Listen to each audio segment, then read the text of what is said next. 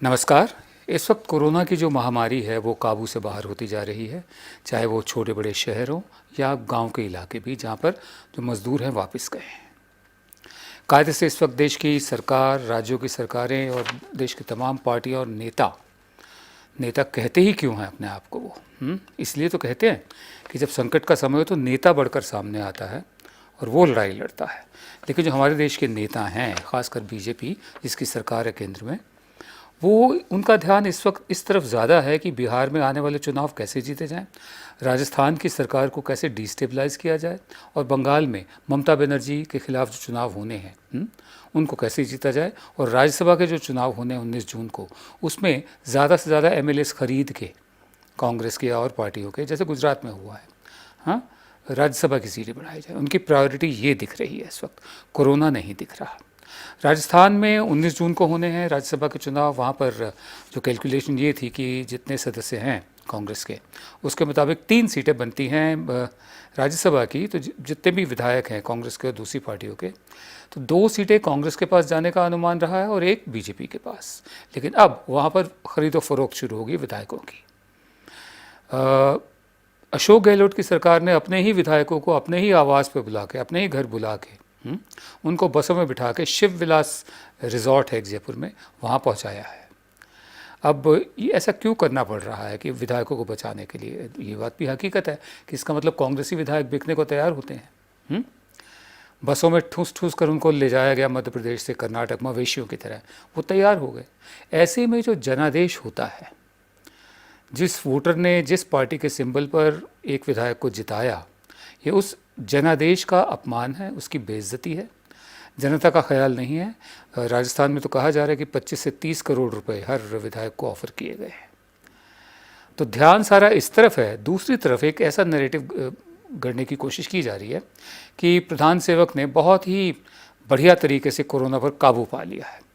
इसके लिए एक तो जो कदम उठाए गए हैं, जो है ये हकीकत है कि जो अर्थव्यवस्था को खोलने के कदम हैं वो ना जैसे बड़े हेसिटेंट से रहे हों, असमंजस की स्थिति में उठाए गए हों, सोची समझी कोई रणनीति नहीं थी।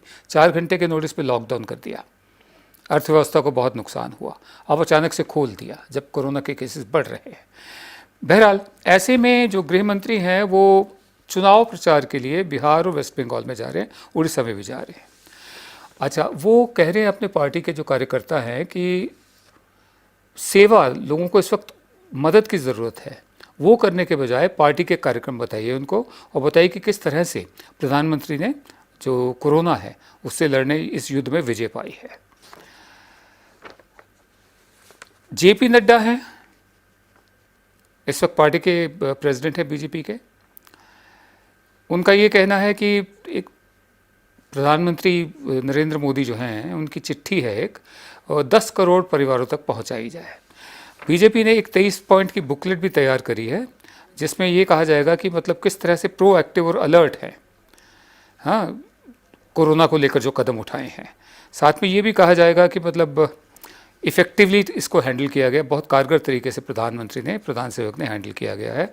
कोरोना की बात करने की ज़रूरत नहीं है, it's about time to look beyond, अब आगे देखने की ज़रूरत है। बहरहाल हकीकत जो है आपके सामने है कि अब कोरोना प्रायोरिटी नहीं लगता है, उसकी जिम्मेदारी राज्य सरकारों पर पहले डाल दी गई। उसके बाद अब जो केंद्र की तरफ से, जैसे पहले प्रधान सेवक आते थे भाषण देने के लिए, बताने के लिए कि कितने बजे, रात को 8 बजे आते थे, आपको याद होगा कि रात कितने बजे से कितनी देर तक घंटे घड़ियाल थाली बजानी है, फिर दोबारा कितने बजे कितनी देर तक दिए जलाने हैं या टॉर्च जलानी है, ठीक है। और अब वो सारी बातें ख़त्म हो चुकी हैं। अब सिर्फ मिनिस्ट्री के जो प्रवक्ता होते हैं वही सामने आते हैं। आज की ब्रीफिंग हुई सरकार की, उसमें नीति आयोग के एक मेंबर थे, एक आईसीएमआर के डीजी थे, और एक मिनिस्ट्री ऑफ हेल्थ के जॉइंट सेक्रेटरी थे। अब ये सारी जिम्मेदारी अब उन पर आ गई है, केंद्र के लेवल पर, केंद्र के स्तर पर, और राज्यों पर आ गई है। तो इसमें लीडरशिप प्रधान सेवक की कहाँ है, हमें दिखाई नहीं पड़ता। यूएस स्टेट डिपार्टमेंट ने, अमेरिका का है जो यूनाइटेड स्टेट्स स्टेट डिपार्टमेंट, ये आप इसे होम मिनिस्ट्री की तरह मान लें, इसने अपनी जो सालाना रिपोर्ट होती है इंटरनेशनल रिलीजियस फ्रीडम, मतलब मुख्तलिफ देशों में जो धर्म, अपना अपना धर्म का पालन करने की कितनी आज़ादी है, ये रिपोर्ट जारी की है। इसने ये कहा है, जो भारत के बारे में जो कहा मैं आपको बता दूं, इसने नोटिस लिया है, संज्ञान लिया है 2019 में जो डेवलपमेंट्स हुई। इसमें जम्मू कश्मीर का जो एक दर्जा बदला गया आर्टिकल 370 को लेकर, उसका जिक्र किया है। सिटीजनशिप अमेंडमेंट एक्ट CAA उसका जिक्र किया है, और national register of citizens NRC उसका जिक्र किया है। इस रिपोर्ट में, अमेरिका की रिपोर्ट है, यानी अमेरिका की निगाहें हम पर हैं, दुनिया की निगाहें हम पर हैं। यहाँ से मतलब जो होता है हम जवाबदेह हैं, अंतर्राष्ट्रीय जो पूरा संप्रदाय है, समुदाय है, उसके प्रति भी हम जवाबदेह हैं। इसमें ये भी मॉब लिंचिंग्स का भी जिक्र किया है, और एंटी कन्वर्जन लॉज का भी जिक्र किया है, और बाकी इश्यूज़ का भी जिक्र किया है। दरअसल अब हम एक ऐसी दुनिया में रह रहे हैं जहाँ पर जो कुछ भी हमारे देश में होता है या किसी भी देश में होता है, उसका नोटिस लिया जाता है, उसको देखा जाता है, परखा जाता है। तो हम ये नहीं कह सकते कि हम कुछ भी करके बच जाएंगे, छूट जाएंगे। बहुत सारी ऐसी नीतियाँ होती हैं जिसमें हमने अंतर्राष्ट्रीय ट्रीटीज़ पर, इंटरनेशनल ट्रीटीज़ पर साइन भी कर रखे हैं। जैसे आप लेबर लॉज कर लीजिए, अब ILO जो है, इंटरनेशनल लेबर ऑर्गेनाइजेशन, उसके साथ हमारी ट्रीटीज़ हैं कि हम लेबर के जो मज़दूरों के जो कानून हैं, श्रम कानून, उनमें ऐसे ही बदलाव नहीं कर सकते जैसा उत्तर प्रदेश में करने की कोशिश की गई कि 8 के बजाय 12 घंटे, और ओवर टाइम भी नहीं। और जो मालिक हैं, जो नौकरी देते हैं, एम्प्लॉयर जो हैं, मालिक तो नहीं कहना चाहिए, लेकिन अब और कोई शब्द भी नहीं है, जो एम्प्लॉयर है, जो नौकरी देता है, उसकी जिम्मेदारियाँ बहुत कम कर दी गई हैं। तो हम कुछ भी बचा नहीं है। जो स्क्रूटनी जो होती है अंतर्राष्ट्रीय स्तर पर, जो हमारे यहाँ हो रहा है, वो भी सबकी निगाह में है। आगे ये जो रिपोर्ट है, इंटरनेशनल रिलीजियस फ्रीडम रिपोर्ट, ये कहती है, हमारे बारे में कह रही है कि जब भीड़ की हिंसा को बढ़ावा दिया जाता है, जब लिंचिंग मतलब पीट पीट के मारना, और जब कम्युनल वायलेंस, फ़िरका परस्ती की जो एक हिंसा होती है, उसको सरकारें तो मना कर रही हैं, लेकिन जो NGOs हैं और जो दूसरे मीडिया आउटलेट्स हैं, उनकी रिपोर्ट्स यही कहती है कि हिंदू मेजॉरिटी पार्टी जैसे भारतीय जनता पार्टी है, उन्होंने वाकई पब्लिक में, जनता में ऐसे भड़काऊ भाषण दिए हैं जिससे सांप्रदायिकता को बढ़ावा मिला है।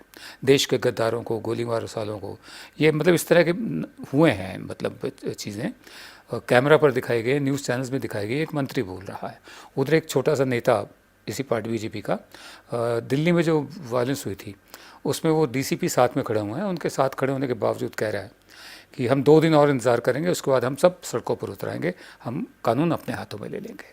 तो इस रिपोर्ट का इशारा भी उसी तरफ है। Inflammatory, some officials of Hindu majority parties, including from the Bharatiya Janata Party, made inflammatory public remarks or social media posts against minority communities. Social media posts जो IT सेल है इनका, ट्रोलिंग जो होती है लोगों की, गाली गलौज, तोहमत लगाना, मतलब थूक के भाग जाना सोशल मीडिया के ज़रिए वॉल पर, उसका भी जिक्र है। उसके अलावा उनका ये कहना है कि जो सरकारें अपने जो जनता को दबाती हैं, रिप्रेस एंड ब्लजॉन, मतलब दबाना, रिप्रेस करना, हाँ, और ब्लजॉन माने डंडे के ज़ोर पर, burn down there religious facilities, जो और माइनॉरिटीज़ के धर्म स्थल हैं उनको जलाती हैं, ठीक है, और deny journalist the chance to ask a question, और जो पत्रकारों को सवाल पूछने से रोकती हैं, उनमें भी हमारा जिक्र, हमारी तरफ इशारा किया गया है। अब हम उम्मीद करते हैं कि कहाँ हम दुनिया में इज़्ज़त होती थी डेमोक्रेसी के नाम पर, हमारे जो डेमोक्रेटिक संस्थान हैं, इदारे हैं, उनकी जो आज़ादी रही थी, मैं थी शब्द का इस्तेमाल कर रहा हूँ, अब वो आज़ादी नहीं रही है। हम जानते हैं कि किस तरह से एक एक करके एक संस्थान को धीरे धीरे कमज़ोर किया जा रहा है। हम जानते हैं कि प्रायोरिटीज़ क्या हैं इस वक्त। प्रायोरिटी होनी चाहिए कोरोना से लड़ना, अर्थव्यवस्था कड़ी करना, लेकिन प्रायोरिटी इस वक्त ख़रीद फ़रोख्त है MLAs की, और राजस्थान सरकार को गिराने की, राज्यसभा में ज़्यादा से ज़्यादा सीटें लाने की। हम उम्मीद करते हैं कि अच्छे दिन तो नहीं आए, पहले वाले दिन चाहे जैसे ही थे वो ही वापस आ जाएं। नमस्कार।